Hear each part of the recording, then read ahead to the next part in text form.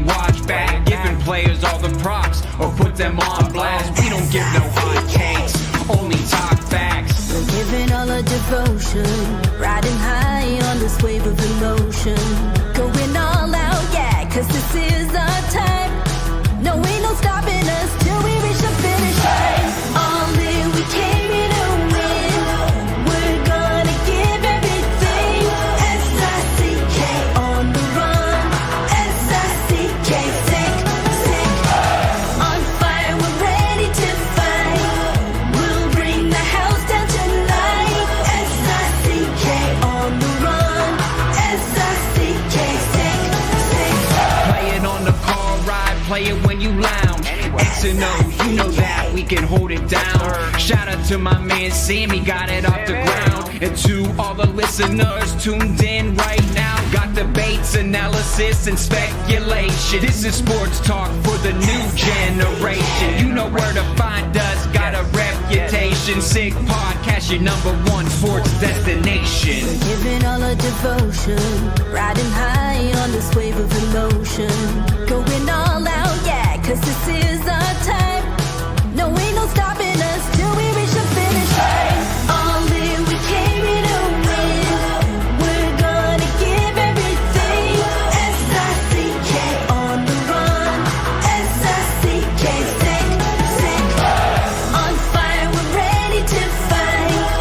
We'll bring the house down tonight. S-I-C-K on the run. S-I-C-K, sick, sick. S-I-C-K, it's the sickest podcast. Tune in for the audio, or you can even watch back. Giving players all the props or put them on blast. We don't give no hot takes, only talk back. S-I-C-K, S-I-C-K, S-I-C-K, S-I-C-K, S-I-C-K, S-I-C-K, S-I-C-K. all in, we came here to win. We're gonna give everything. S-I-C-K on the run. S-I-C-K, sick, sick. S-I-C-K, it's the sickest podcast. Tune in for the audio, or you can even watch back. Giving players all the props or put them on blast. We don't give no hot takes, only talk facts. We're giving all our devotion, riding high on this wave of emotion. Going all out, yeah, cause this is our time. No, ain't no stopping us till we reach the finish line. All in, we came here to win. We're gonna give everything. S-I-C-K on the run. S-I-C-K, sick, sick. On fire, we're ready to fight. We'll bring the house down tonight. S-I-C-K on the run. S-I-C-K, sick, sick. Play it on the car ride, play it when you lounge. X and O, you know that we can hold it down. Shout out to my man Sammy, got it off the ground. And to all the listeners tuned in right now, got debates, analysis, and speculation. This is sports talk for the new generation. You know where to find us, got a reputation. Sick podcast, your #1 sports destination. We're giving all our devotion, riding high on this wave of emotion. Going all out, yeah, cause this is our time. No, ain't no stopping us till we reach the finish line. All in, we came here to win.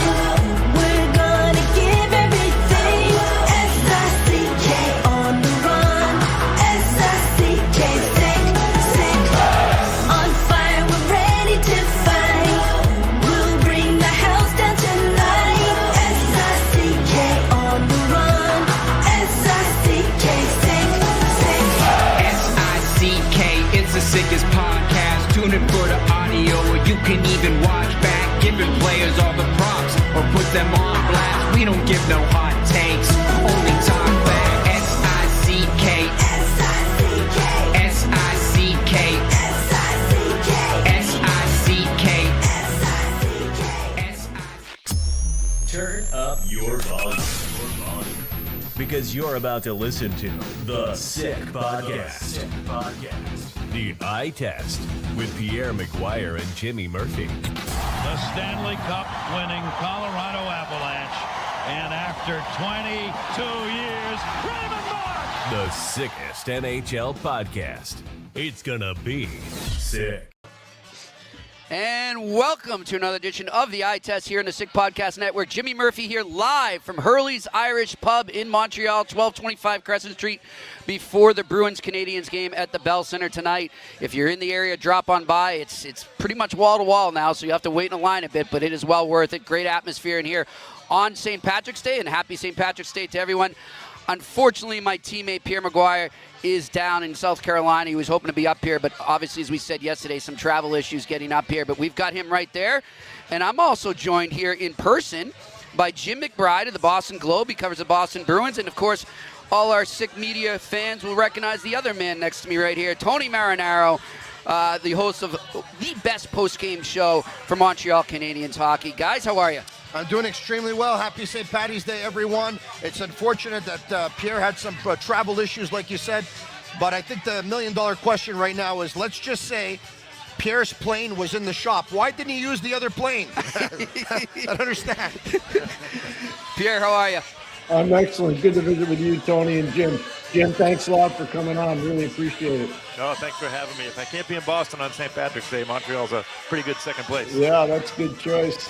It really is. Guys, I mean, you can't script it better. The Montreal Canadiens, Boston Bruins, neck and neck in a playoff race, playing at the Bell Center on St. Patrick's Day.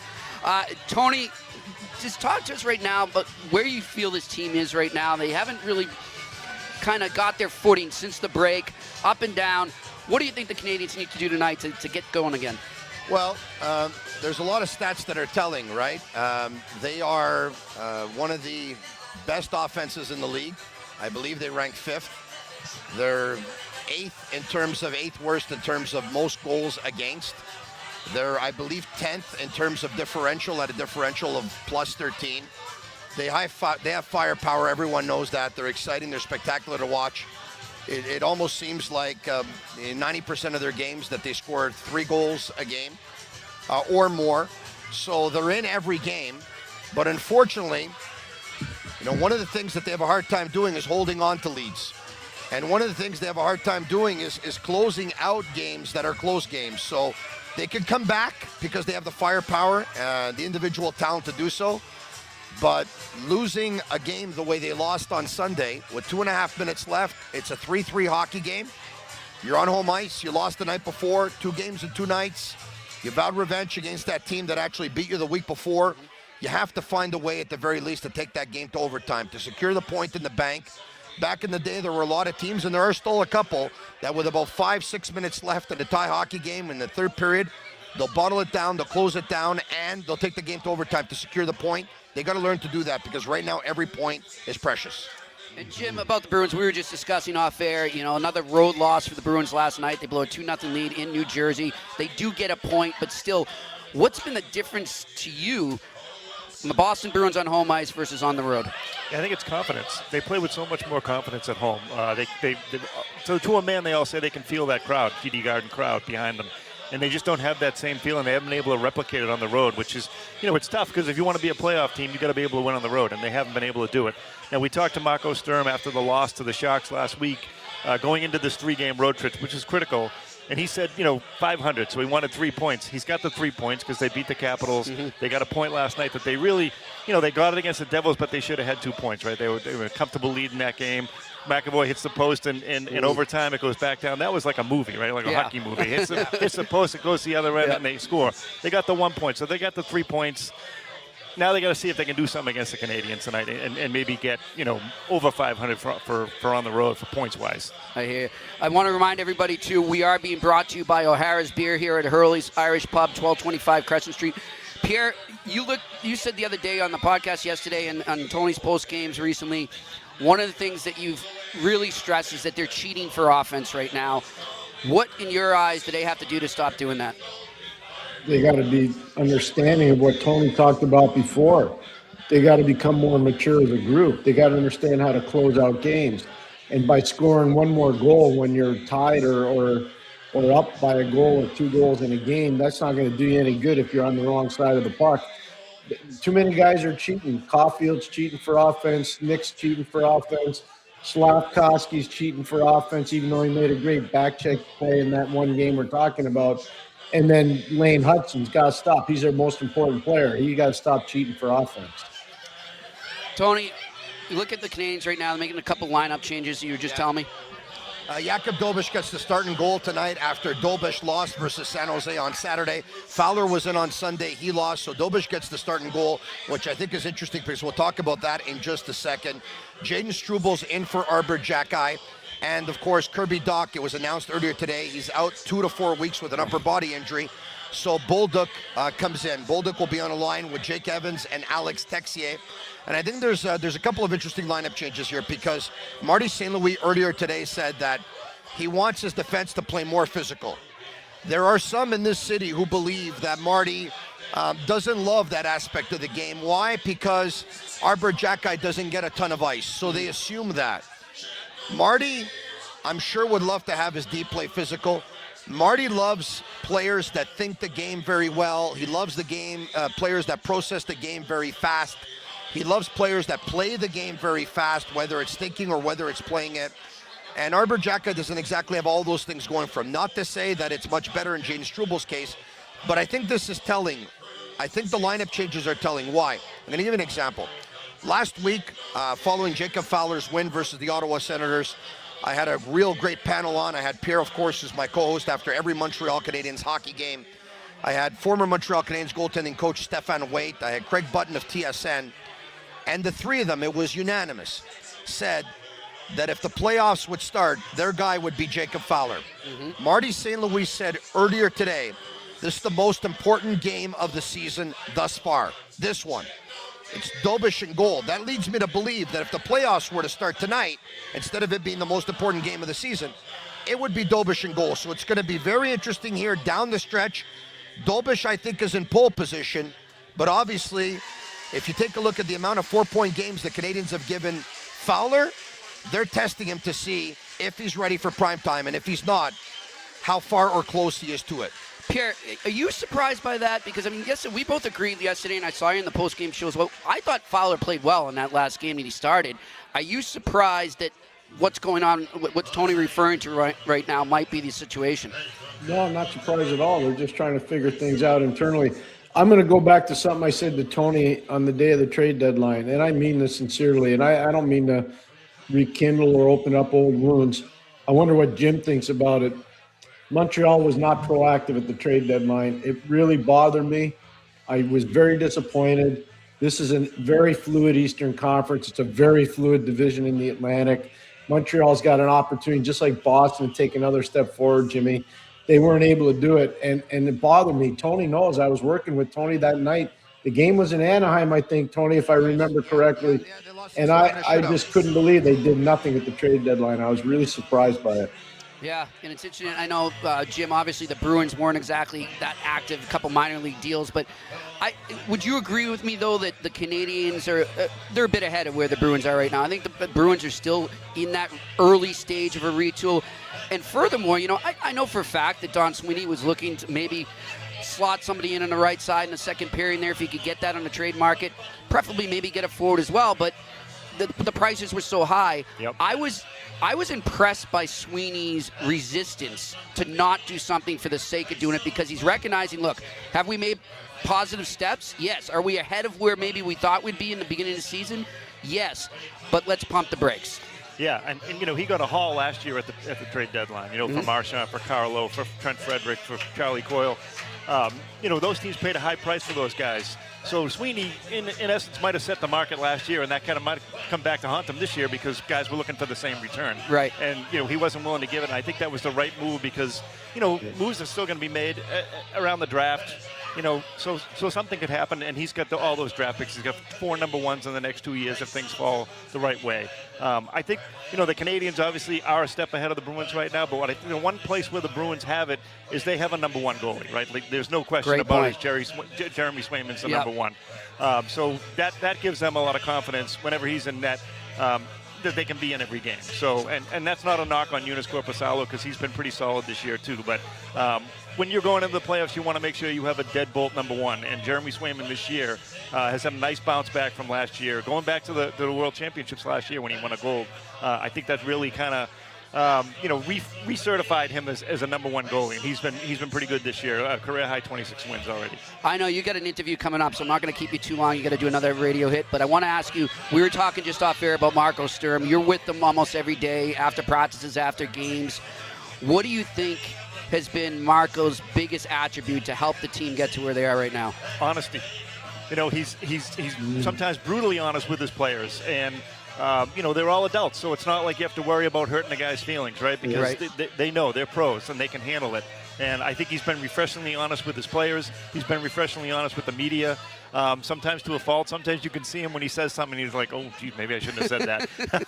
but it's been really good to cover Marco in his first year, and they've had 3 coaches in the last 2.5 years with Monty and Joe Sacco and now Marco. So not easy to retool on the fly, but I think Marco's done a really good job, especially being a rookie head coach in the NHL. Flip side, Pierre, looking across the ice or across bench over. What do you think Marty St. Louis' biggest attribute has been since he's become coach of the Montreal Canadiens? Trustworthiness with his players. They trust him. He's very honest with them. I like what Jim said about Marco Sturm. I saw this at the 2018 Olympics in Pyeongchang with a German team that should have won a gold medal. Marco was their coach. I watched him coach in Bakersfield. He's in Ontario. He was phenomenal. So no, Marco's a really good coach. He's a really honorable person too. Marty St. Louis is very much the same. Very much the same. How much? St. Louis, Go ahead. if I can, he's a good man. The players obviously look up to him. They all know about his Hall of Fame career that he had, so there's immediate respect there. He's a great communicator. Everyone knows where they stand with him. I think another thing that they really like is they like the kind of play that he wants, the style of play that they have under him. I mean, they got the green light. A lot of guys are putting up big numbers. Their numbers have gone up increasingly, pretty much all of them, ever since Marty St. Louis has been here. He's been good for so many players' careers. Unfortunately, though, having said all that, as good as it is, we talked about it before, this team, it's appropriate that everyone's wearing green today because they have the green light all the time, but they have to realize that there is such a thing as a yellow light and a red light. Yep. And the yellow light, you got to proceed with caution or actually just stop, and they have to learn how to do that. So I think Marty St. Louis has put in a style of play that is great for the young talent that they have, and I think a lot of players enjoy playing under him. Guys, one of the big themes that we've seen in the last couple episodes we've done here, and I'm sure you have on your post game, is that a lot of fans are getting fed up with the hybrid defense, the man-to-man. Do you think Marty's done a good enough job of adapting, let's not say game by game, but chunks of the season, and as the season goes on progressing, has he adapted enough, or does he need to maybe reevaluate? Okay, so I want to be careful with my words here because Marty's done a great job with this team, I think, right? Once again, they're getting progressively better. Are they at the point where their play without the puck is good enough that if the playoffs started tomorrow that we would all bet on them? No. There's some work to do there, guys. We have to be honest here. Now, there's a little bit of confusion. There's a little bit, Pierre talks about switches. There's a little bit of confusion, and I think it may be a lack of communication, maybe when they have to switch. There's some players that have the IQ that their reads in the defensive zone come automatically. There's some others that they got to pull out the calculator during the play and actually do the math to see what it adds up to. And by that time, you're a little bit too late. So, look, I think there's work to be done. I'm not so sure the staff has a tactician behind the bench to help Marty in terms of defensive structure. Maybe it's something that they want to add going forward. Maybe it's something that they're going to be able, that they won't have to add. I'll say this, though. Pierre, question for you. Everyone talks about the man-to-man, and everyone talks about, the hybrid. There's a way that you can play man-to-man that probably becomes a little bit more simpler for everyone to understand. And I brought it up with former NHLer Denis Gauthier earlier this morning on my French podcast. At times this season, and it's happened often, we've actually seen the forwards be close to the Canadiens' goal and trying to pick up their man. And we've actually seen some of their defensemen be where the face-off circles are at, or sometimes maybe even above that. Pierre, wouldn't it be just much more simple to tell the wingers, you got the D, and the other 3 players, you end up in a 3v3? Yeah, well, that's called isolation in zone coverage.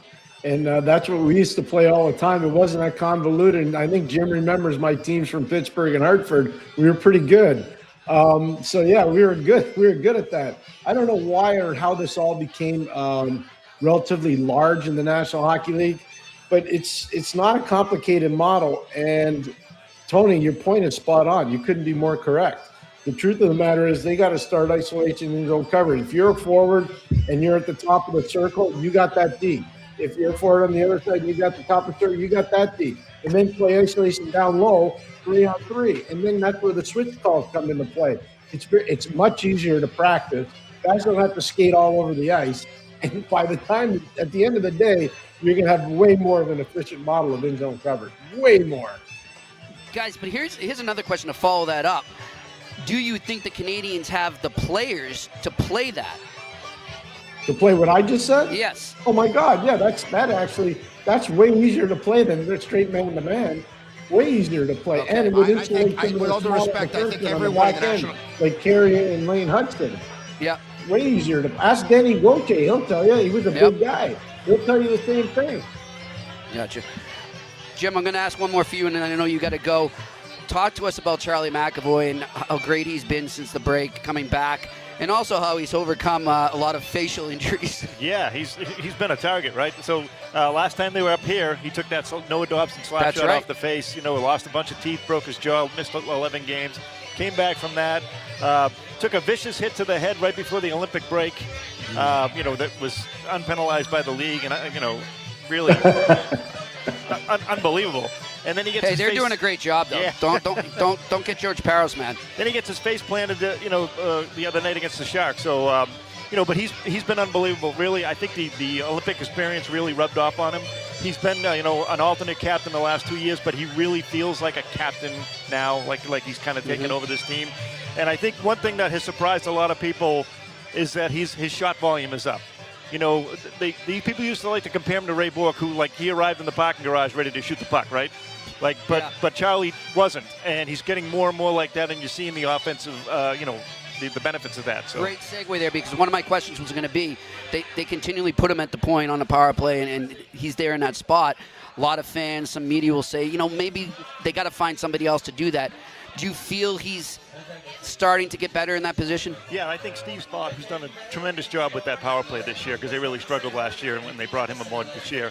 I think he's probably driving that point home slowly but surely, and Charlie's starting to see it now. The puck's starting to go in for him, and that opens up other options, right? When they start to think that, oh my God, Charlie's going to shoot from the blue line, other things open up. When they didn't, they closed on him, and it closed all the Geeky on the wing and Pastor on the wing, and those guys didn't have to worry because they just buried Charlie.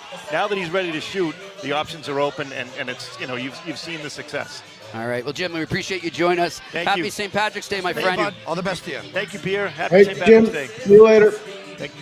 All right, Jim McBride from Boston Globe joining us. All right, guys, let's get back to the Canadian side of the ice there right now. I want to just go back. I don't want to keep repeating the topic here, but getting back to the goaltending situation there, Jacob Fowler played great in his last start against the Bruins. Yeah. I'm stunned, that he's not starting tonight. Am I crazy? So I'll say this, and I said it on Thursday and Friday, by the way, so I know it's easy to speak once it's done. Fowler played Tuesday versus Toronto and played well. He wasn't tested all that much, but he played well. Dobish did, and he won. Fowler played the night after because it was 2 games and 2 nights. He played in Ottawa, and he played great. He stopped 32 of 34. I need you to think about this. After Fowler's performance stopping 32 of 34 in Ottawa, and the reason why he played was because it was 2 games and 2 nights. They didn't want to give Dobish both. A couple of nights later, 3 nights later, the Canadiens host San Jose. The week before, San Jose scored 6 on Dobish. I understand they gave him an opportunity to bounce back. I get it. But for me, it just made so much more sense to ride the wave. Fowler's hot. I'm with you. Don't give him any chance to cool off. You're going to play 2-2 on the weekend anyway. You're going to end up playing both, chances are. But play Fowler right away on Saturday because he was amazing on Wednesday. He's riding the wave. And San Jose doesn't know him. They knew Dobish. They ended up going the other way. I'm not saying that Fowler on Saturday would have won, and I'm not saying Dobish on Sunday would have won. I don't know that. What I'm saying is they took the decisions they took, they lost both. Pierre? Tony took the words right out of my mouth. He couldn't be more correct. We agree 100%. There's still things that need to be sorted out here. How they're running their lineup, how they're making guys better, guys that aren't responding, what they're going to do with them long term, what they're going to do with the goaltending long term. Like they'll figure it out. I can't really complain about this team. This team's done a lot of really good things. It's way more positive than negative with the Montreal Canadiens. Way more. There's no doubt about that, Pierre. But I want to pick up on something, and Pierre's right to say that because obviously we're grasping at straws here. We're looking for areas where the Canadiens can get better, right? There's no perfect team in the National Hockey League, right? As good as Colorado and Dallas are. So, we just want to be realistic at the same time. But Kent Hughes said something yesterday at the GM meetings in Florida. And he said, when asked about the 3 goalies and their utilization, he said, the last time I checked, we're about 4 points out of first in the division, and we're about 4 points out of being excluded from the playoffs. 4 points away from being excluded. With that said, I would imagine Marty's going to go with the goalie that he thinks gives him the best chance to win on any given night. The follow-up question was, are we going to see Montembeault between now and the end of the year? And his answer again was, it's up to Marty to decide. Marty will go with the goalie that gives him the best chance to win that night. They're talking like this right now. There's 16 games left. There's very little margin for error and very little breathing room. There's a point separating the Canadiens and the Bruins. There's 2 points separating the Canadiens and Detroit, whatever it is, and all that stuff. A game in hand here. At the end of October, Dobish had started 4 straight games and won 4 straight games. Yep. And they come back from a West Coast trip in which he had won in Calgary, in Vancouver, and in Seattle. And they come back, they use the Wednesday as a travel day. Thursday they're practicing. Saturday they got a game, they host Ottawa. And Marty St. Louis comes out and tells members of the media, no goalie controversy here. Montembeault's getting a starting goal. It's Montembeault. And they went with Montembeault for a couple of games. And then Dobish was never really able to pick up where he left. It took him a while to get going again. Once again, he cooled off. So I hope the Canadiens make it. I believe they'll make it. If they don't make it, they have to look back, I think, at 2 or 3 points during the season. One was not riding the hot wave in goal at all times and maybe deciding to do it very late into the season. And the other one was on trade deadline day when, as Pierre said, they didn't make a move. Yeah, I'd agree. All right, guys, I want to switch to some league topics right now. And one of the things that's sending shockwaves to the NHL today was George Parros' comments where he flat out defended him and his Department of Player Safety. Pierre, I was talking to you earlier today, and what I said to you, and I'll tell our listeners and viewers now, is all he had to say, in my opinion, you make it short and sweet, you come out and say, we are doing our best, and every day we're looking to improve. And that's it. I don't know why he went into this diatribe about bragging about what they're doing and just went into defense mode, basically, Pierre. Sometimes it's better to not say much, right? Yeah, you would know that. That's true. But yeah, the truth, that's absolutely true. And I like George a lot, by the way. I've known George a long time. I respect him very much. That's a hard job. It's a thankless job. I do think they have to reevaluate how they run their office. I don't think the suspension, especially to Gudas, was big enough. And I think a lot of people around the league feel, and I'm not talking about players, I'm talking about decision makers in the league. A lot of decision makers who I've talked to over the last few days agree with me on that. And so I do think there'll be an overhaul. I'm not saying anybody's losing their job. I think they're going to reevaluate how they do their business. Think about the last 3 weeks or so, maybe month. Charlie McAvoy puts a picture of his jaw, puts it up on social media with no comment. Everyone knows exactly what he's referring to. He's referring to, look at my face, and there's no consequences, there's no repercussions, there's no suspensions. Austin Matthews' agent comes out, sends out a press release, and just throws the Department of Player Safety under the bus. And Connor McDavid basically comes out and says, we have to wake up here. What's going on here? We need to protect the players in this league better. That's not a good month for George Parros. It's not. He should have just said, We're evaluating our work every day. We know there's still lots of room for improvement. We're basically looking at all avenues. We're listening to the players. We're taking information. We vow to be better. That's it. Our goal is to be better. We vow to be better. That's it. And that's it. The biggest problem they're going to have with that department is the agents are turning against them. And once the agents are against you, that's a big problem because then the players are against you, and then you're in big trouble. That's what I was just going to ask you, Pierre. In terms of people speaking out, whether it's agents, players, management, you said decision makers, in your opinion, then it's the agents that hold the most clout? They do, because they'll tell their players, you better start lipping off and go public with this. And I think that's what you're starting to see. I talked to a very, very powerful general manager this morning, and they're not happy with some of this stuff. I'm just telling you. Interesting. Pierre, go back when you were working in the league as a coach, and you remember, was it Mario Lemieux that spoke up one time? I coached in the game. He called it a garage league. It was after a Sunday afternoon game in Washington. And it was bad. It was really bad. And how much did that resonate at the time? Oh, my gosh. At the time, it was huge news. It made a big difference. So, as Tony just referenced there, we've seen Austin Matthews' agent speak. We've seen Connor McDavid speak up. But do you think we need to get to the point where more players speak up, and not only speak up, but maybe take it the extra mile like Mario did? Well, that's what I was just saying. I do think that's going to happen because the agents are going to be involved. The agents are getting more and more demonstrative. Alan Walsh is leading the charge, basically. And, Tony knows, and Alan Walsh is a very powerful voice in the agents business. And once, if they ever get Pat Brisson talking, and they get Donnie Meehan talking, and they get Patrick Morris talking, and they get Steve Bartlett talking, that's going to be a problem. I'm just telling you right now. Those guys have mostly stayed quiet. Once they get going, look out. One of the things we hear people say, whether it's in media or fans, sometimes will say that if a guy is suspended for something, he should be out for the exact term that the injured player is out. Do you believe in that? Is that ever going to be possible? I don't. I'm with you. No. What happens if you and I have a collision and the league determines that I was the aggressor and I didn't even think it was a dirty hit, and most people didn't, but you're out for the rest of the year? So I should be out for the rest of the year? No, I don't think so. I'm with you on that. All right, well, listen, we know our good friend Tony. You got some TV work to do right now before the game? I got TV work, on TVA Sports. I got to hit at 5:30 p.m., and then I'll get home just in time to listen and watch the Habs tonight, the pregame show, Canadiens pregame show.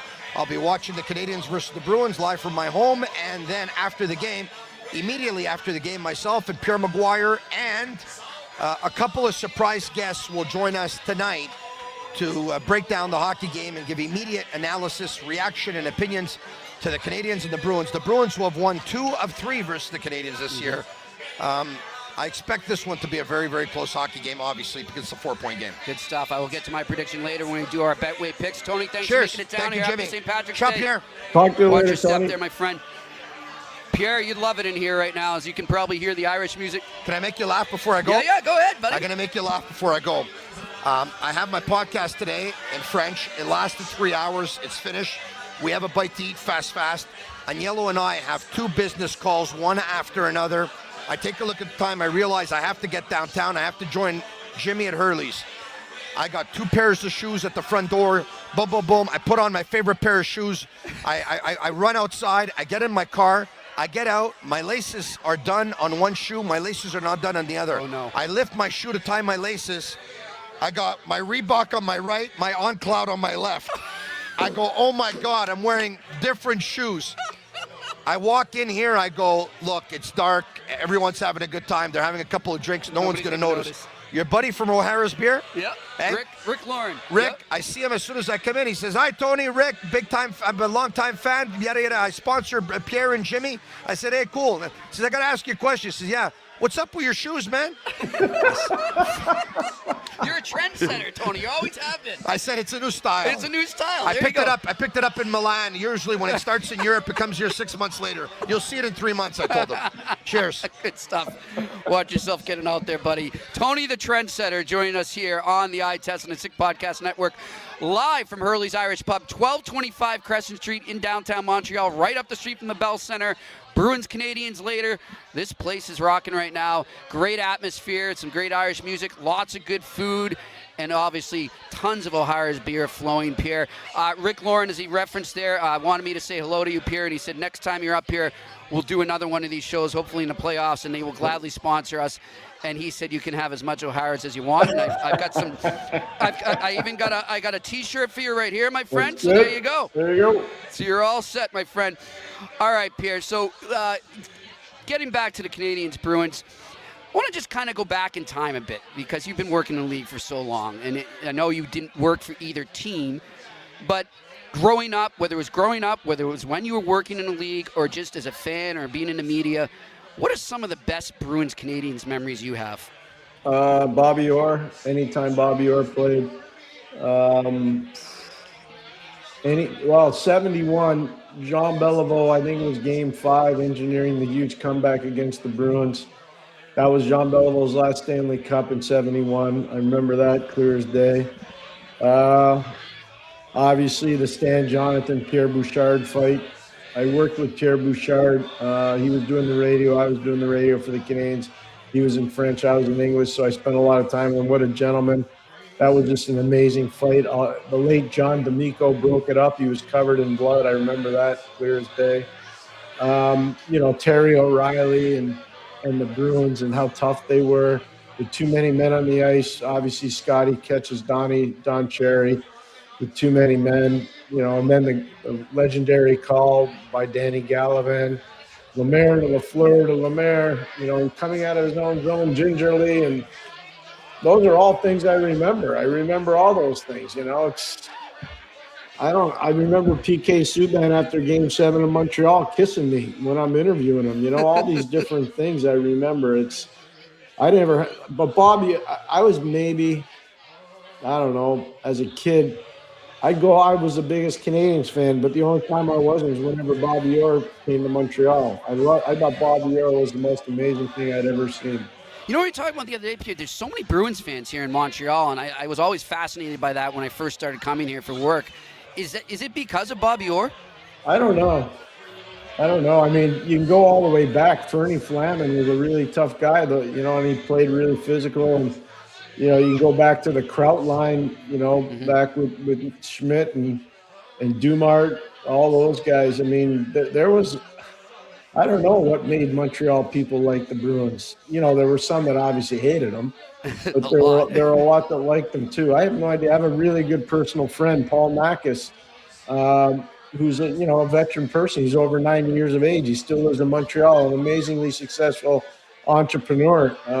We've been family friends with his family for over 60 years, and he loved the Bruins. I'm going to tell you how much he loved them. In 1990, I knew I was going to work for the Pittsburgh Penguins, and the Boston Bruins were playing the Edmonton Oilers in the Stanley Cup Final. And I flew Mr. Nackis down to Boston. We stayed at the Parker House. I took him to the game. We went out to Union Oyster House after the game, and then I flew to Pittsburgh the next day. And he kept watching the series. So, and he's the most passionate Bruins fan I know. So, I mean, yeah, it's, there are a lot of Montrealers there. It's such a great rivalry. My dad and my grandfather used to tell me that, that 71 Canadiens team robbed the Bruins of a dynasty. Would you agree with that? Yeah, I would agree with that wholeheartedly. I would agree with that. Because, I obviously I was born in 74, and I didn't really start watching in probably early 80s, Pierre. But they just talked to me about how amazing that Bruins team was and what a stunning upset it was. What was that like in Montreal when they were able to pull off that upset? It was pretty important. It was pretty big. Obviously, Jean Beliveau was a huge part of that. And Claude Will had been there, and then Al McNeil took over for Claude. It was really interesting. And obviously, Dryden played a huge role in that. Kenny Dryden was gigantic in that. And he would have had, nobody talks about this ever. He would have had huge experience playing at the Boston Garden because that's where the ECAC championships used to be. So he knew that building really well because Cornell used to be in those championships all the time when he was there. Yep. And so, you know, I've always tried to study it. Nobody really talked about that because the Boston Garden was such a unique building. I remember when we played them in the 1991 playoffs, so a year later, Eastern Conference Final, before game one, Badger Bob Johnson went on the ice with a tape measure, and he was measuring blue line to blue line before the game. And he wanted to tell the guys, it's the same amount of distance as we have in Pittsburgh, so don't worry about the size of the rink. The neutral zone's the same, and that's where we're going to beat them. And we did. Yeah. And we did. Yeah, I remember when we first started talking, Pierre, you were telling me stories about those series against the Bruins and how you basically shaped your game plan around the rinks, like whether it be the Boston Garden or the Odd or the Forum, or wherever you went. We did. Yeah, it's amazing. Listen, here's what I want to do, Pierre. We're going to have Rod Appleby, the owner of Hurley's here, who's going to join us at 5 o'clock, and I think Rick Loren from O'Hara's will come on after him. So I'm thinking now would be a great time for us to do our Q&A, if that's okay with you. No, let's do it, and I'll let you be with those gentlemen. Yeah, exactly. And at 5:30, you're hopping on Melnick on TSN 690, so I want to make sure we get you there in time. All right, so before we do that, you mentioned the ECACs there. I want to remind everybody, tomorrow I'm headed down to Lake Placid, as is Pierre. We will be there live at the Lake Placid Brewery, 4 to 5 p.m. Eastern, tomorrow and Thursday, and then on Friday, noon to 1. And then, of course, Pierre will be doing the color commentary on ESPN Plus for the 2 games on Friday in the semifinals, and then the final on Saturday. Looking really forward to seeing our friends there down at Lake Placid Brewery, Pierre. We love that place. It's going to be great. Yes, we do. Looking forward to that. And then, of course, let us tell you about our wonderful sponsor, Vago Italian. You can go right now. Tell them the eye test sent you. They combine old world classics and new Italian dishes for over 23 years. Private dining rooms for any occasion. They are open Monday to Saturday evenings and lunch from Tuesday to Friday. They are located 1336 Green Avenue in Westmount. For reservations, call 514-846-1414. Again, that's 514-846-1414. And I will be calling that number, Pierre. I'm going to make a reservation for us if the Canadiens make the playoffs, because we have a rain check there. We were supposed to be there on Monday, but unfortunately, because of the travel issues, we were unable to make. But I look forward to seeing our friends over at Vago during the playoffs and seeing whoever the fans are around there. And as I told our fans up here, you never know who you bump into there. So don't just go there for the food. Go there to see some great hockey faces. And, of course, our wonderful friends over at Betway, where you can still go all the way with Betway and bet those beauties.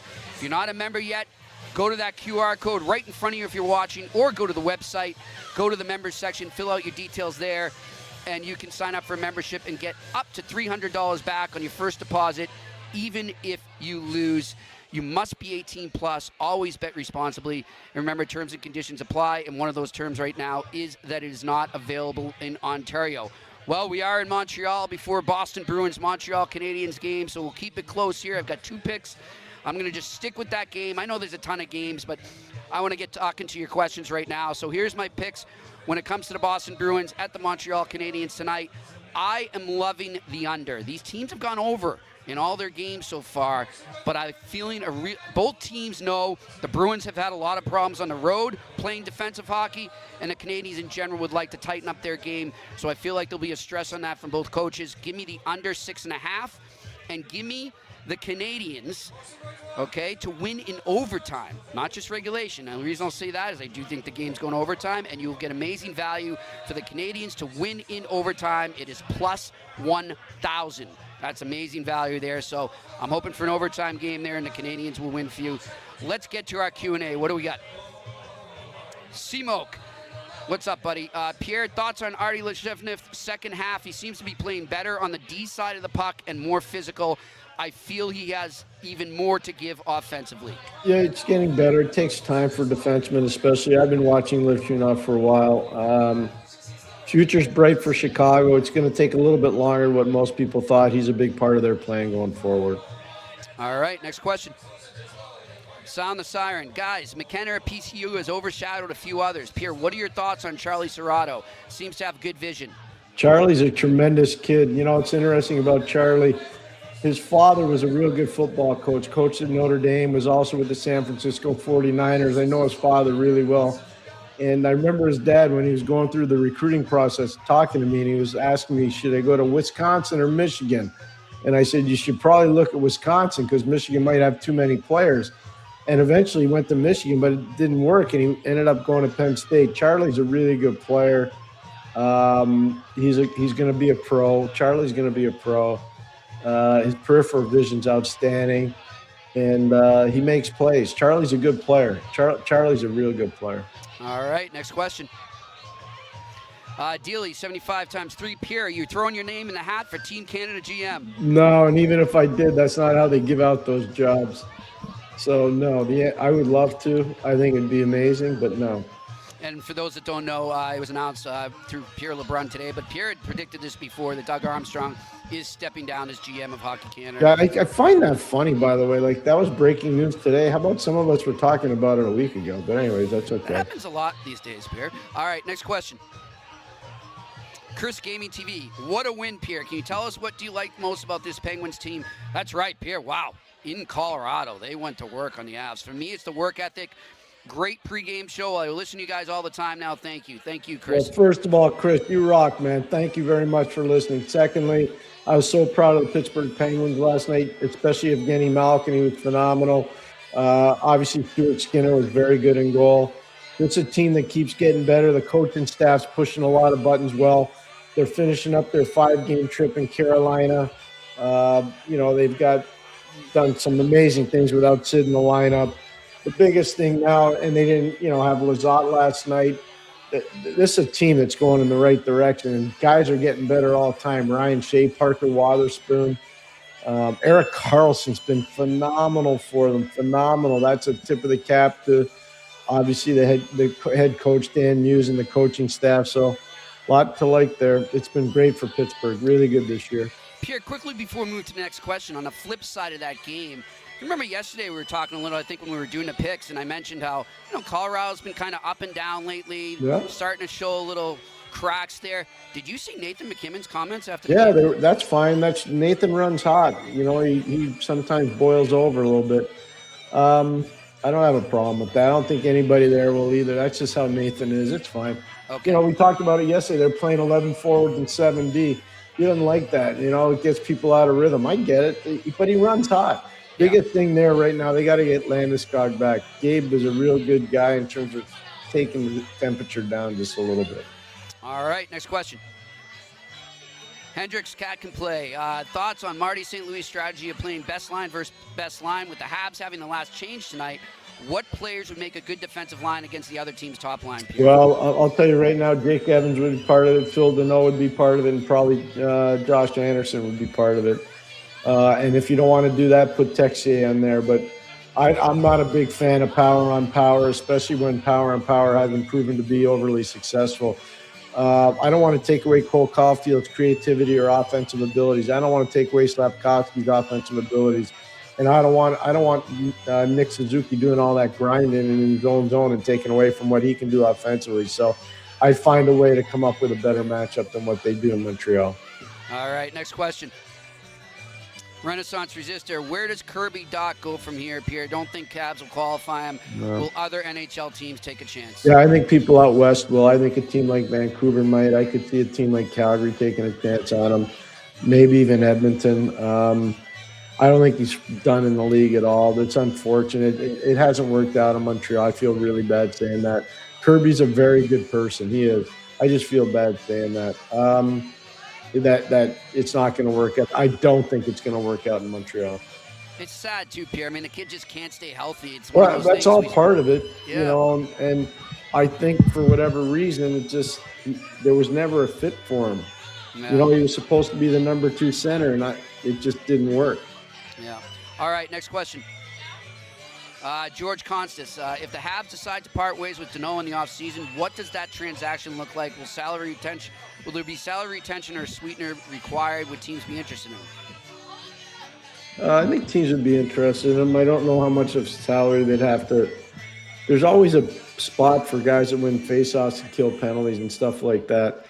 I don't know what the salary retention situation would be. I really don't. If I knew, I'd tell you. I just don't know. But if they decide to move on from him, I think there'll be a team or two that would be interested. All right, next question. Be Right 33, Jimmy and Pierre, should people stop blaming Parros and Bettman and blame the owners, since the owners employ and run the NHL and its departments? No, they don't. The owners don't run what Parros does, and they don't run what Bettman does. They don't. Gary Bettman's got major power in this league. Trust me when I tell you, major power. And what he does is he does a great job illustrating to the owners why he makes the decisions that he does, and they endorse what he does. But Gary's got significant power. This league's never been more valuable. The price of a franchise when I first started in the league was anywhere from $38 million to $51 million. Today, the average for almost every franchise in this league is worth over $1 billion. That's crazy growth. So, and that's all because of what Gary's done. All right, next question. Ethan Russell, what's up, Ethan? Do you expect Cole Hudson to jump right into the NHL? Do you think he's ready? Also, my brother went to his first UMass game last Saturday. He's heading to the Garden on Friday night. Great stuff, Ethan. Go Minutemen. Well, Cole's practicing in Washington right now, not in Hershey. So I would say that he's going to start the season in Washington. I'm going to just tell you this straight up. Cole Hudson's a good player. He's not as good as Lane. That's all I'll tell you. Pierre, the fact that the Capitals were willing to move on from John Carlson, did Cole Hudson's arrival have anything to do with that? I don't think so, because just going into last week before he got traded, or 2 weeks ago before he got traded, John Carlson was on the phone with Cole Hudson, telling him that he couldn't wait to play with him. Oh, I So, didn't know. Okay. Yeah, so I don't think so. Yikes. All right, next question. Adam CS 442. Pierre, what's the thing you would change in the Habs D system? Sorting it out down low much more quickly. They're too loose down low. They're not tight enough on their guys because they're struggling to identify their people quick enough in in-zone coverage, and their switch calls are way too slow. I don't think they talk very much in their own zone. All right, next question. Eric Talifer. Hey, Jimmy, happy St. Patrick's Day to you and Pierre. Same to you, Eric. Jimmy, in your opinion, who's the best coach right now in the NCAA? Pierre, your thoughts on Sasha Boivois, first 2006 player from the Q in the NHL? Eric, obviously, I'm going to say Greg Carvel. There's a lot of great coaches, I think, right now in college hockey. But I'm going to go with Greg Carvel. Carvel and Carl are the two top coaches in college hockey. Those are the two best guys. Ren Pecknold would be in the discussion. People would say, well, they lost to Clarkson this weekend. I know they did. Don't worry. Doesn't mean he's not a good coach. Coaches lose. But Carvel and David Carl out in Denver are probably the two best coaches. In terms of, what was the second part of the question? Sasha in Chicago. Sasha Boisvert. Yep. I don't know what happened at BU. I couldn't even begin to tell you. It's very frustrating to think about. He was a great player in Muskegon. We're going to find out how good he is because he signed with Chicago. I thought it was really different. I don't know what the heck happened there. I really don't. But I want to tell Mr. Tyfair one other thing. His kids are going to the best spot he could go to. His two boys are going to UMass Amherst. So I'm really excited to watch them play there. All right, next question. Mark Boisclair. Did I do it right this time? You did. I'm Boisclair, getting there, Pierre. Hey, did. when in Rome, right?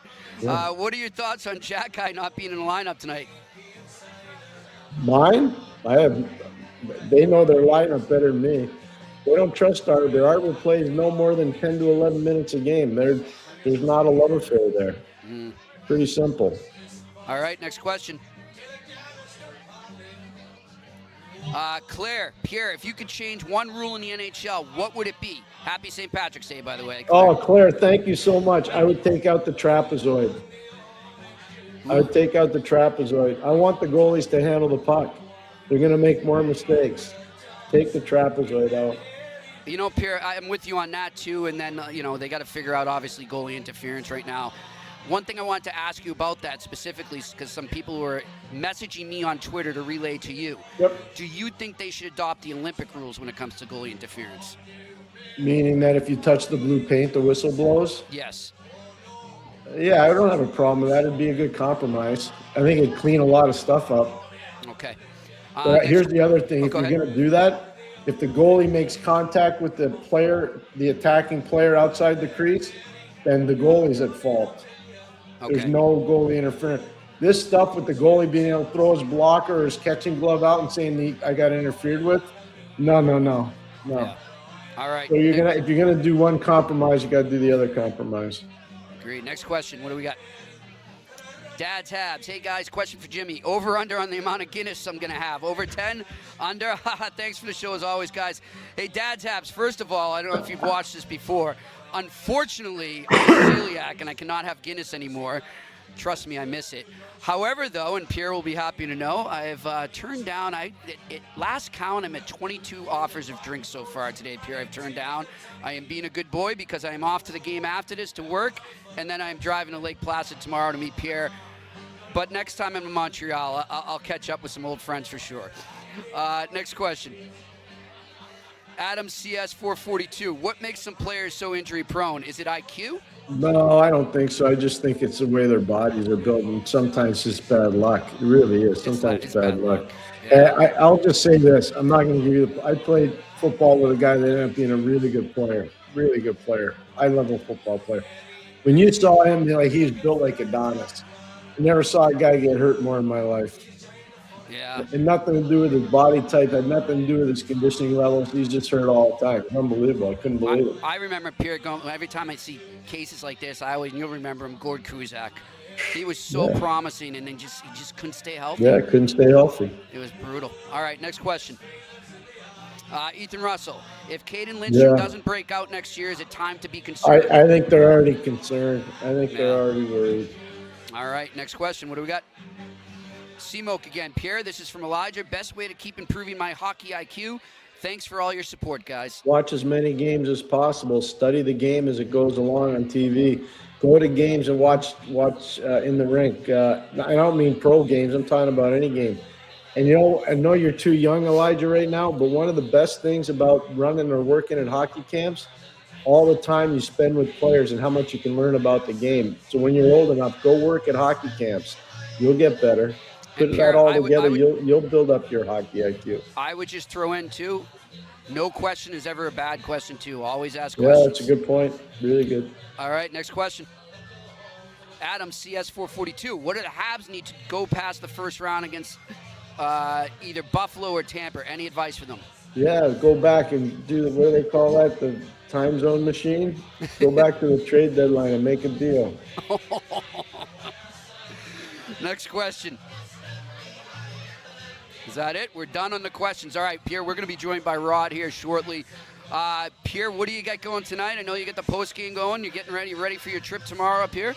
Yeah, I leave at 3:35 in the morning tomorrow, so pretty early. But I'll be working with Tony tonight. I'll be working with Andrew and Shane on the pregame show and watching as many games as I can tonight, so pretty busy. Pierre, in terms of, as we said, the listeners' reminder, we will be up in Lake Placid for the ECAC championships. When you look at the 4 teams that made it right now, is there a team in the ECAC Final Four that you're surprised to see, and one maybe that's not there? Yeah, Clarkson beating Quinnipiac was shocking. That's amazing. JF Lewis should be so proud of himself and what he's done with that Clarkson program. And the fact that Princeton was able to beat Union the way they did, not having a Game 3, was pretty substantial. I'm not surprised by Dartmouth, and I'm not surprised by Cornell. All right. 1 sec. Just texting Rod, letting him know we're ready for him. Pierre, another thing, too, I wanted to bring up in terms, going back to the Bruins-Canadiens game tonight. One of the guys we've kind of been ready to take the next step, and he just hasn't been able to find his footing here in Montreal, is Bolduc, and he's back in the lineup right now. If he's able to set a tempo in this game and establish himself, is there a place for him as the lineup starts to form itself during the playoffs? Yeah, there is, but he's got to play physical. He's got to play fast. He's got to get at least 2 to 3 shots per game on net. He's got to make himself a weapon, because right now he's in between. He's not quick enough on the forecheck, and when he is, he doesn't initiate quick enough, and he's not getting to the areas you got to go to score. He's got to get to those areas. Did you, from watching him before he got here, is that some stuff that you saw that maybe you're worried about, or is this just kind of developed now? I think it's just one of those things where he's still trying to process the game in Montreal. I got to imagine it's got to be a little nerve-wracking for a kid coming back to the province. That was going to be my next question. Kid. I think it's got to be pretty tough. I mean, and you've seen it probably as a coach and manager too, Pierre, how many times when players go back to their home city, it does not end well. No, it's true. It's tough. And on the Bruins side, Pierre, we were talking about Charlie McAvoy earlier. I don't think he's going to be top 3 finalists as a Norris, right? But would you have him in top 5 right now? I'd have him in the top 10. Uh-huh. The top 3 are pretty definable, I think, anyways. You got McGuire, you got Werenski. Some people have Sanderson, some people have Slavin, some people have Wayne Hudson. Everybody's different. I'd have him between 5 and 8, probably. Between 5 and 8. What does he need to do, in your opinion? Just be more consistent in all facets of the game. He's just got to be more consistent. Like last night was a bad break. He hit the post, they come down the other way, and they score. But and that was a great goal by Paul Cotter, by the way. Really good goal by New Jersey Paul Cotter. But Charlie's got to finish plays off. There he is, old there Rod. He is. Rod Appleby joining us, one of the owners here at Hurley's Irish Pub. There's Pierre with you. Hey, Pierre. Rod, good to see you, my man. Very good to see you. How about this shirt he's got, Pierre, huh? Rod's bringing the heat. I liked it. Okay, I'm in. All right, my friend. I'm connected. So how is one of the biggest days, if not the biggest day, of a pub owner's life going for you right now? Yeah, I was on CTV before, and I said it's like Black Friday. It's whatever. Everything culminates to this. Yeah, except it's not just one day these days. No, it's a week-long thing. This year is really spread out. We had the rugby on Friday, or on last Saturday. The Six Nations finals, which the final game, England and France, was amazing. Yep. And I'm not even a rugby fan. It was just so amazing to watch. Yeah. I'm a sports fan. Exactly. Take us back to when you started to work these, this week, and what it was like behind the bar, and now what it's like kind of overseeing everything. Man, I've been here 31 years, so busboy way back. I remember when we had to switch to plastic cups. We couldn't keep up. Yeah. I may have been the best busboy, but I couldn't keep up. Yeah, a lot of broken glass back in the day, I got. The glass, we couldn't wash it fast enough. And the ashtrays, we had to wash ashtrays. Rod's an amazing host. Rod's an amazing host. Like, he's been there a long time. Yeah. I've been going to Hurley's for over 30 years. Like, it's pretty amazing that he's still working there. It's pretty awesome. I know. What am I doing? You're still going. They say if you love your job, you never work a day of the year. Exactly. And I love it. I love it. I wake up and I'm like, what's today going to be like? Do you ever think, with all the things you've seen, is we know there's a lot of stories you can't tell that have happened here because a lot of celebrities come in here, whether it's athletes, I know where singers, this is going. singers. But there is, and we have to tell this story. It's been told plenty of times on TSN 690. For all Irish fans out there and Irish music fans, you've heard of the Pogues and Shane McGuire, God rest his soul. Here, yeah. Shane, go on with the story. Yes, Shane spent quite some time in here, but there was one particular night that stands out the most, right? It's 2002 when the Pogues played in Montreal. Oh, no. Shane McGowan and the Popes. Oh, that's right. It was in between when he left the band. He was with the Popes. So I got multitasking. There we go. Quick picture of Shane and I. Shane and I drinking upstairs after hours. You still look the same. Eh? You still look pretty much the same, Rod. I do. Yeah. He doesn't. No, he doesn't. Well, he's up there now. And they came in late after the show. And I really didn't know how to take it. Because 2002, I was a youngin'. And they show up, and we go upstairs, him and his band, and we had the Mahones were playing here that weekend, so there was a bunch of us, and I close it down, and then his first drink, he asked for a pint of peach schnapps, and I said, whoa, but a guy with him said, put some ice in it, and he says, a chaser of Stella. So, okay, so pint of Stella with a pint of peach schnapps. And then he finishes that. I had a pint of Guinness. And then he asked for a pint of vodka. And I said, Oh, boy. So the guy with him says some lemonade with it. And lemonade in Ireland is basically 7-Up here. So I throw 7-Up with ice in it. And he grabs my arm and he says, and a pint of Stella Chaser. Third drink, glass of white wine with the pint of Stella. And the final drink was a half pint of Jägermeister. And he grabbed my arm. Can you swear on the podcast? We can beep out. It's yeah. And he goes, no effing ice. Wow. Hey, Rod, now that you're regaling us with all these great stories, which crowd is more civilized, the F1 crowd or an NHL crowd? Ooh, good question. NHL is different cities too. There's different cities that are civilized. Let's just talk about it, Hurley. How's my home city? They're good. We can be trouble. They're humble. Okay. Toronto. Anyway, whatever. No, F1's a good crowd. It's a good crowd. It's always been a good crowd. And then, Toronto Maple Leafs. Yeah. I'm gonna take a drink here. Cheers. I'm not gonna say anything. Yeah.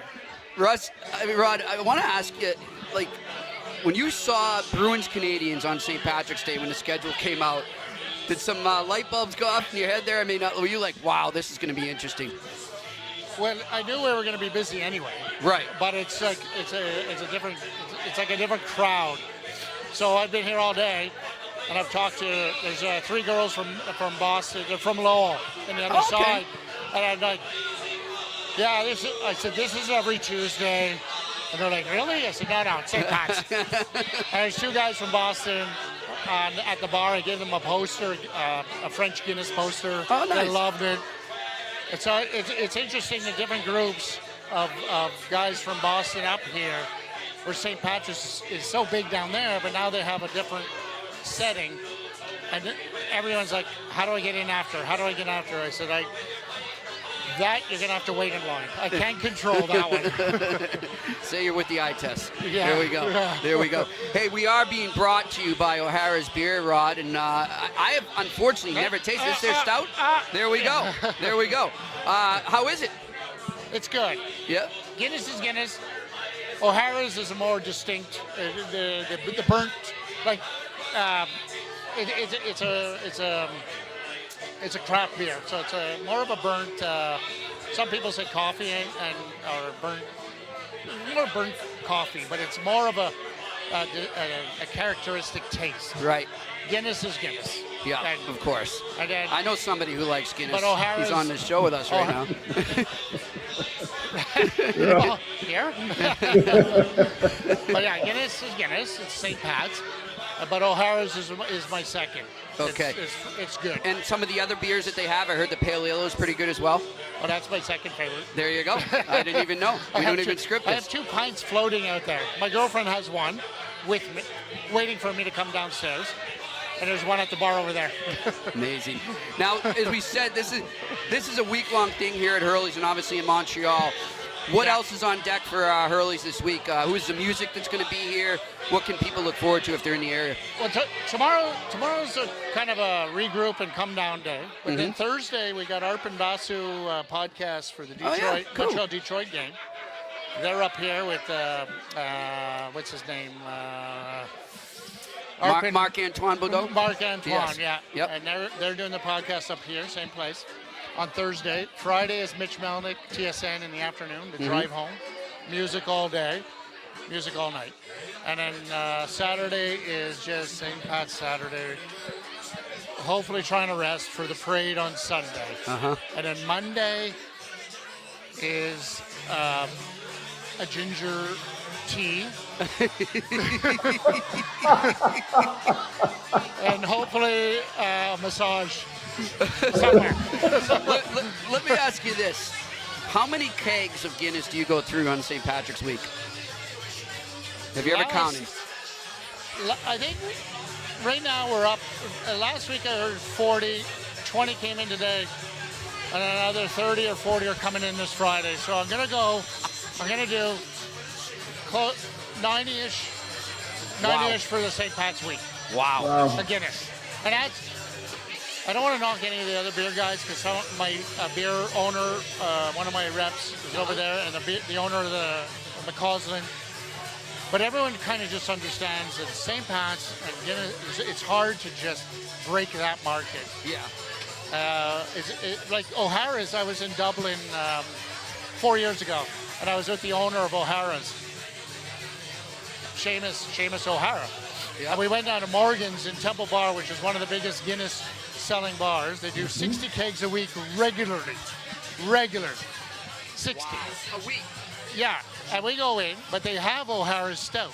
And we go in, we sit at the corner, and he asks the bartender for 4 pints of O'Hara's Stout. The bartender says, "Why are you drinking that shite?" So Seamus slides his card over, and he says, "Make it 5." Oh, boy. And the bartender goes, "Okay." And he goes, "One's for you." And I said to him, I said, "How?" He goes, "It's the hardest thing to do, but you stick to it, and you keep going, and you don't veer off, and he'll get in. He'll get in." Yeah. It's interesting. Pierre, I forgot to tell you, too, our good friend Michael at the Harry Lemon in Dublin today posted a thing, and they were showing how they make their famous beef stew. And he says, but you cannot have it unless you have an O'Hara's parallel with it, because that pairs best with it. And I said, isn't that coincidence? We got to get you to the Harry Lemon, by the way. Okay. What an amazing place. I'm free. All right. Next event. Monday on, I'm free. Yeah. He's coming to the Friendship 4 next year. That's good. That's it. All right. Yeah. So I would say O'Hara's would pair better with food than Guinness. Guinness is very... Guinness is its own food. It's rounded, but O'Hara's has a distinct flavor that would hit certain notes when you're eating. Yeah. So, where's my rep? Rick Loran, we'll give a shout out to him.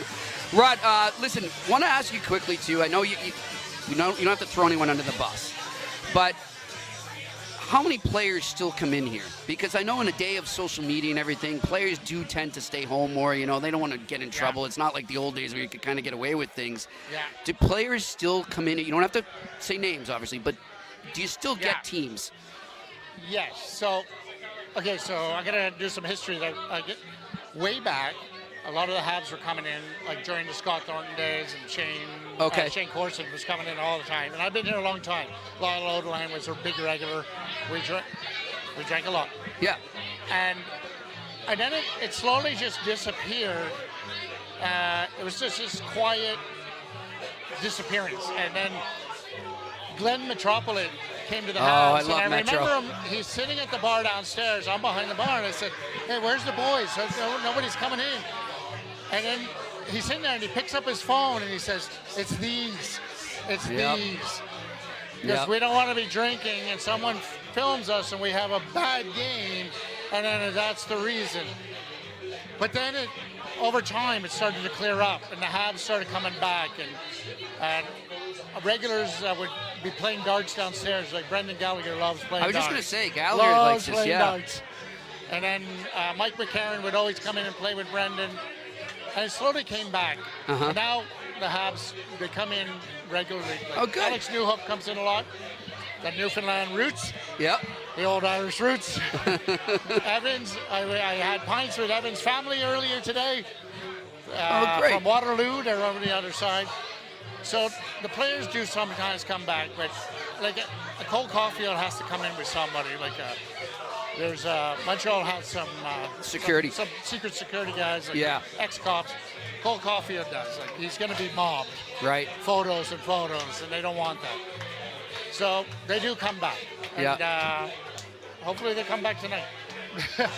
Pierre, if you were coaching or managing in the league today, would you have your own sort of what's the word I'm thinking, like a department to train or just educate players on how to be aware of that and make sure that you don't put yourself in compromising positions? Yeah, all the time. I think it's really important.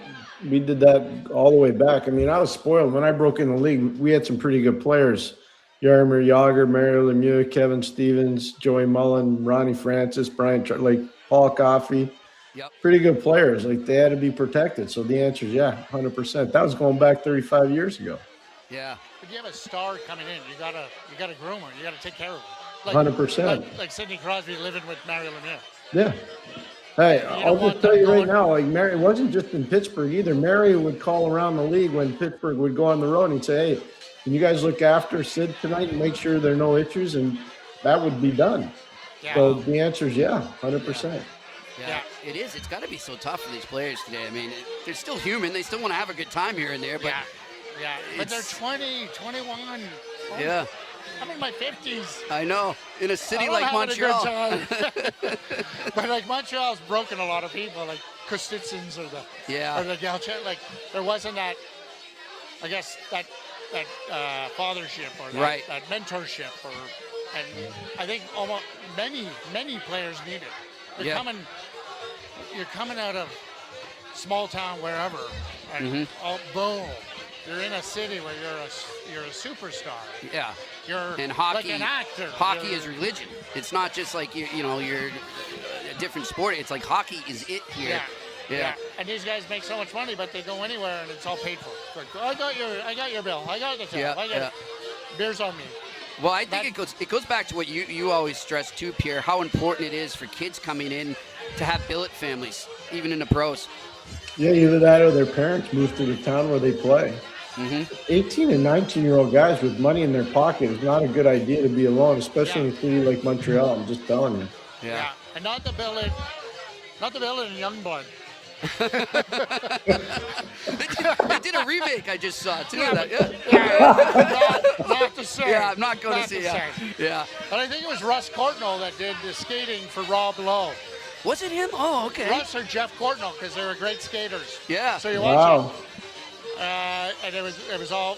I mean, Rob Lowe wasn't a skater. Patrick Swayze. Yeah. So they had a good player, and I think it was Russ Courtnall for Rob Lowe, but I'm not 100%. What is so we mentioned Shane McGowan there, but what are some of the other acts that have stumbled in here over the years, and did they ever get up and play with the house band? You know, okay, so years ago, Mitch Melnick and I went to Tim Robbins' show at the old Club Soda, and Tim Robbins has a great blues band. Tim Robbins. One of my favorite actors. So we're all drinking. We go backstage, drink some more. And everyone's pushing Tim Robbins to go to a club on Saint Laurent or these clubs. And I said, if you want, go back to my pub and have a quiet drink. And he's like, let's go. So Mitch, Tim, and another guy, we go out the back. I had my car there, get in the car, drive to Hurley's. We pull up. It's summer, so the terrace is full. And I get out. I'm only 6'2". Tim Robbins is 6'5". Wow. He's in the front seat. And he gets out. And all I hear is a guy at the terrace. He goes, hey, Rod.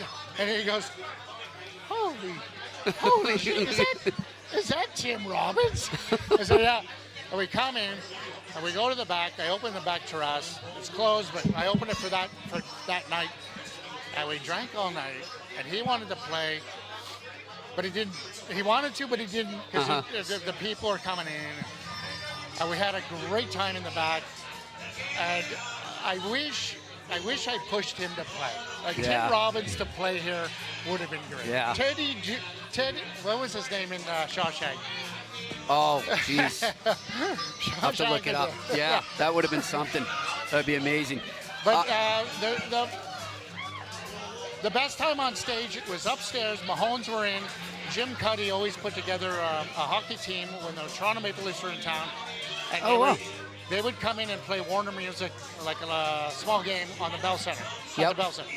That particular night, before cameras on cell phones, this is late 90s, he had, and we had it all upstage, on the stage upstairs. There was Mahones were there, Penny McConnell. But we had Tragically Hip, 5440. Wow. Cowboy Junkies, Crash Test Dummies. other old Canadian, Northern Pikes. It was all these old Canadiana on stage. There was 12 guys on stage passing the mic. Oh, and Blue Rodeo. Jeez. And it was like, I can't swear. But it was amazing. That's amazing. That's amazing. There's something too, I mean, about the connection, like you say, that they had a hockey team they put together too. One of the things I've always loved about being in hockey, I'm a huge music fan too, and it's intertwined. It's intertwined, and that's what I love about it. And when you can get the two genres together, eh? Yeah, it's so and hockey, Canadian music and hockey. Yeah, especially the hit. Hey, speaking of the music here, who do we have here throughout the week? Solstice is here. I know who else? Squid Jigger, Emily Campbell, Daphne Vandal, who is great fiddler, great lyrics. And who knows? You never know. You get a surprise. You get a surprise. You get a surprise. Good stuff. A few months ago, we had Russell Crowe, so.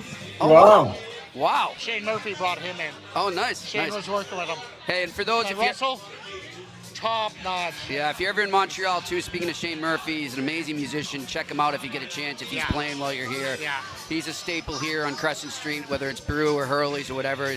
Definitely check that out. Rod, Bruins, Canadiens tonight. Are you going to have a chance to watch any of the game, my friend, or are you going to be too busy? I'll try. Yeah, we'll try. I'll send you updates. Okay. All right. Text me. Thanks so much for having us. I'm out. Rod Appleby Thank you. of Hurley's here, and want to again thank O'Hara's Beer. And here he is. Speaking of O'Hara's, I can't, my friend. I appreciate it, though.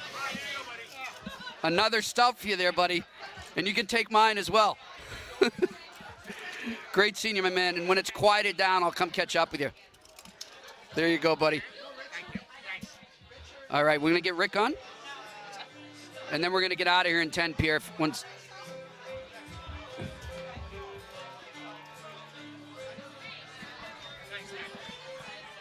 My pleasure, man. Thanks for having us. We are trying to get Rick Lauren of O'Hara's Beer on here to come in. They are sponsoring us. I want to thank them again. Thanks to Rod Appleby of Hurley's for having us here. Man, Pierre, I just wish you were here. We're going to have to do this in the playoffs. I'm setting it up right now. Good. I like it. All right. I like it. I think the Canadiens make it, but even if they don't make it, we'll have a hockey party here, and we'll have Hurley's and O'Hara sponsor it. If they don't make the playoffs, there's going to be a big problem. Yeah. There's going to be depressing drinking, not happy drinking. Yeah. There'll be a problem. I hear you on that. Rick, you coming over, my friend? He's talking to somebody now. Well, we're going to wrap it up here. Pierre, again, you're going to be on, are you on the pregame as well coming up with me? Yeah, I'm going to be joining you in a bit. Yep. So Pierre and me on the pregame for the Habs-Bruins, and then after you'll see Pierre in the postgame with Tony Marinaro.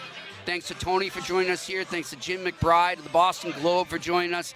And again, thanks to Rod Appleby. Thanks to Mark Afalo and his crew here setting up. They did an amazing job. They actually had to do some makeshift because of the corner we're in here right now. There was not going to be enough room for the camera to get us. But as he always does, Mark made it work. Looking forward to working with them again. Thanks to everybody back in the studio in Ville St. Laurent. Pierre, I can't wait to bring you to that studio. It was beautiful. Thanks to them, to Sammy, to Shane working the boards, to Agnello and the whole crew, and Juliana. We appreciate it. Thanks to everybody here at Hurley's. He's Pierre McGuire. I'm Jimmy Murphy. Happy St. Patrick's Day, and we will see you live from the Lake Placid Brewery tomorrow in Lake Placid, New York. And that's a wrap. Hope you don't miss us too much until next time.